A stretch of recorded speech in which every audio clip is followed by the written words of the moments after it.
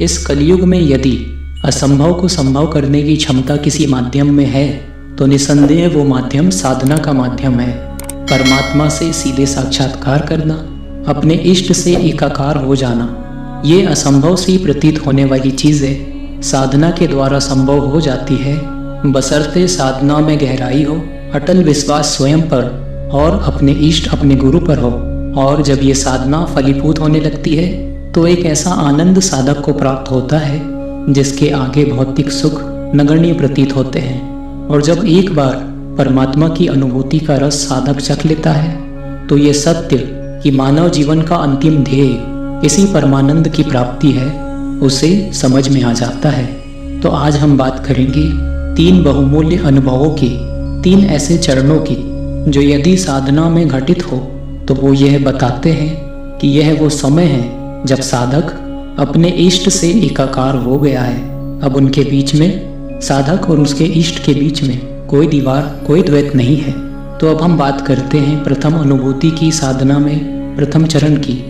ये जो अनुभूति आपको होती है तो इसका अर्थ है कि आप साधना के मार्ग में बहुत तेजी से, बहुत तीव्र गति से आगे बढ़ रहे हैं। और ये क्या अनुभूति होती है कि जब आपका पूरा ध्यान अपने मंत्र पर केंद्रित होता है, जब अन्य कोई भी विचार और अन्य कोई भी बातें आपको विचलित नहीं करती और साधना के दौरान आपका पूरा ध्यान केंद्रित होता है। क्योंकि आम तौर पर साधना काल के प्रारंभ में साधकों के साथ ये परेशानी होती है कि बहुत सारे विचार उनके मन में आते हैं, बहुत से व्यर्थ के विचार उनके दिमाग में आते हैं, जिसके कारण ध्यान वो अपनी साधना पर, अपनी पूजा पर केंद्रित नहीं कर पाते हैं। लेकिन निरंतर अभ्यास से यह भी स्थिति आती है कि यह सारे अनचाहे विचार दिमाग में आना बंद हो जाते हैं और पूरा ध्यान अपने मंत्र पर, अपने इष्ट पर केंद्रित हो जाता है। और आज्ञा चक्र पर जिस भी देवी देवता का मंत्र का जाप आप कर रहे हैं उनकी छवि दिखाई देती है और आपकी बंद आंखों के आगे आपके इष्ट की छवि प्रकट होने लगती है।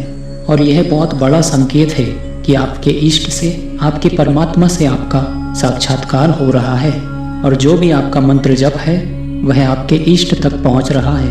अब हम जानते हैं कि दूसरा चरण क्या है।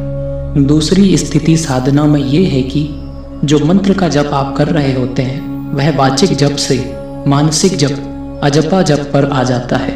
यह घटना जब आपके साथ होती है, यह बताती है कि साधना में आपकी परिपक्वता बढ़ रही है, आपके इष्ट से आपकी निकटता दिन ब दिन घनिष्ठ हो रही है। और वाचिक जप से अजपा पर आ जाना यह स्वयं ही होता है, साधक को इसके लिए प्रयास नहीं करना पड़ता, यह प्राकृतिक रूप से उसके अंदर घटित हो जाता है। इस स्थिति में जो मंत्र है वह श्वासों के साथ निरंतर चलता रहता है, चाहे आप पूजा स्थल पर बैठे हैं या आप पूजा स्थल के बाहर हैं, मतलब कार्यों में हैं या रात्रि में सो रहे हैं। वो जो जप है वह निरंतर आपके अंदर चलता रहता है। कई बार तो नींद में साधक को यह एहसास होता है कि वह जो मंत्र है वह उसके अंदर चल रहा है।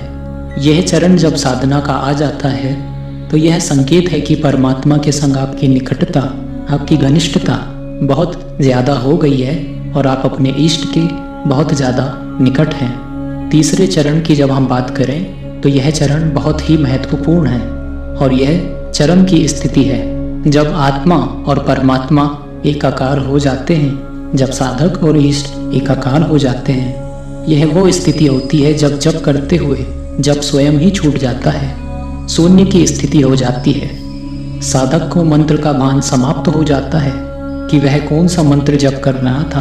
अपने शरीर का, अपने आसपास का भान समाप्त हो जाता है।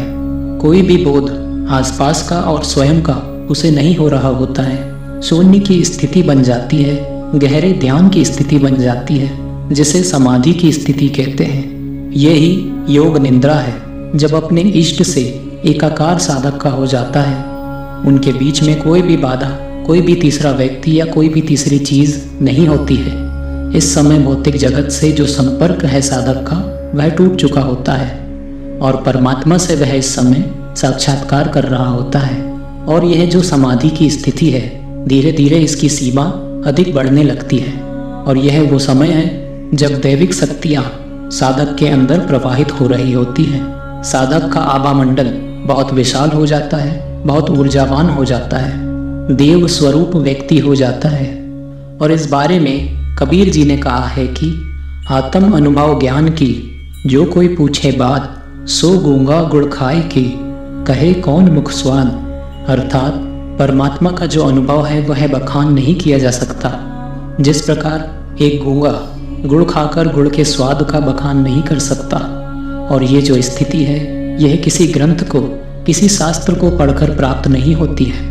यह निरंतर साधना में स्वयं के अनुभव से प्राप्त होती है, नियमित अभ्यास से, गहरी इच्छा शक्ति से प्राप्त होती है। ये ही परमात्मा की प्राप्ति है।